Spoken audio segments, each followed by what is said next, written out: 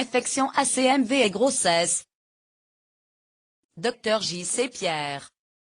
Gynécologie obstétrique. 2005. Un rappel. 1 Généralité. Cytomégalovirus égale herpevirus, purement humain. Contamination par contact avec liquide biologique infecté. Moins salive, sécrétion nasale, urine, enfant plus petit que 3 ans plus. Le virus peut persister sur les jouets, 1-2H, et sur les couches, jusqu'à 48H. Un rappel, sécrétion génitale, sang, lait maternel. Incubation de 2 à 4 semaines. Primo-infection puis persistance à l'état quiescent et réactivation possible. Un rappel de signes cliniques, syndrome grippal adénopathie. Syndrome mononucléosique. Forme asymptomatique. 2 Épidémiologie. 40 à 50% des femmes en âge de procréer sont immunisées. Prévalence plus importante dans les populations défavorisées. Population à risque, profession de santé, personnel de crèche, mère de famille d'enfants de moins de 3 ans. 3 Transmission materno-fœtale. Infection congénitale la plus fréquente, touche 1% de tous les nés. Transmission par voie hématogène transplacentaire ou transcervicale. 6 Primo-infection maternelle.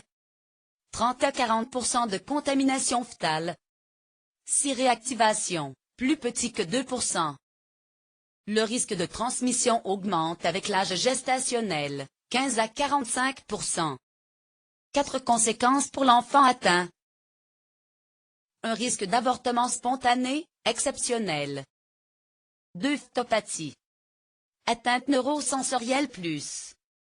15% des fœtus infectés. Moins lésions cérébrales responsables d'un déficit psychomoteur, microcéphalie, dilatation ventriculaire, calcification périventriculaire et thalamique. 4 Conséquences pour l'enfant atteint. Moins surdité, CMV égale première cause de surdité de l'enfant. 50% sont bilatérales, constitution progressive. 50% proviennent d'infections asymptomatiques. Moins choriorétinite. 4 Conséquences pour l'enfant atteint. Atteinte viscérale. Moins RCU. Moins ileus méconial. Moins mégalie, purpura thrombopénique, ictère. Moins acide voire anasarque. 3 enfants asymptomatiques mais qui excrètent du virus. Nécessite une surveillance au long cours, en particulier de l'audition. 4 Conséquences pour l'enfant atteint. Les infections fœtales survenues lors d'une réactivation maternelle sont de meilleurs pronostics que celles qui résultent d'une primo-infection. Pas d'atteinte grave si réactivation. En cas de séroconversion, les infections de la première moitié de la grossesse ont classiquement un plus mauvais pronostic. 4 Conséquences pour l'enfant atteint. 5 Conduite à tenir une circonstance du diagnostic, symptômes maternels. Signes ictiographiques. 2 Sérologie maternelle. Séroconversion apparaît 1 mois après la contamination. Difficulté d'interprétation des signes qui peuvent disparaître rapidement ou persister de façon prolongée. 5 Conduite à tenir intérêt de la mesure d'avidité des I+. Plus petit que 30% égale infection de moins de 3 mois. Plus grand que 80% égale infection de plus de 3 mois. 3 Mise en évidence de l'atteinte fœtale.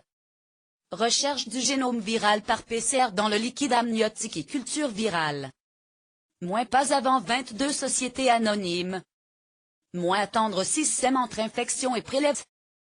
5 Conduite à tenir. 4 Conduites pratiques. IMSI anomalie ictiographique grave, microcéphalie, calcification cérébrale.